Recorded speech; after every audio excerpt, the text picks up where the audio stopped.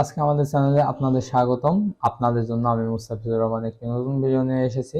ভিডিওটি হচ্ছে 3 phase distribution panel connection with diagram কিভাবে কানেকশন দেওয়া হয় ভিডিওতে আপনারা জানতে বা শিখতে পারবেন। এনার্জি মিটার এর কাজ এটি বাসাবাড়িতে কত ইউনিট ব্যবহার হয়েছে এটা গণনা করা বা বৈদ্যুতিক লাইন সংস্পর্শে সাহায্য করা।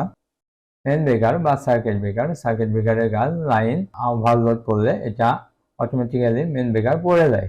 3 phase line from transformer phase 1 energy মিটারের কানেকশন দেওয়া হলো, ফেজ 2 এনার্জি মিটারের কানেকশন দেওয়া হলো, ফেজ 3 এনার্জি মিটারের কানেকশন দেওয়া হলো।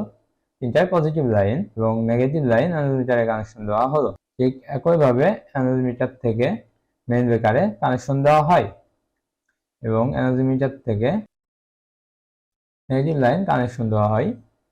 একইভাবে এনার্জি মিটার থেকে মেইন ব্রেকার থেকে লাইন নেওয়ার পর কানেকশন দেওয়া হয়। বাসবার এটা ফেজ 1, ফেজ 2, ফেজ 3 এবং negative বাসবার red, phase 1 বাসবার yellow, phase 2 বাসবার blue, phase 3 বাসবার এবং নেগেটিভ বাসবার। একই অবস্থা 2 সাব সার্কিট, এটি সাব সার্কিট, এটা মেইন ব্রেকারের পরবর্তীতে সাব সার্কিট কাজ করে।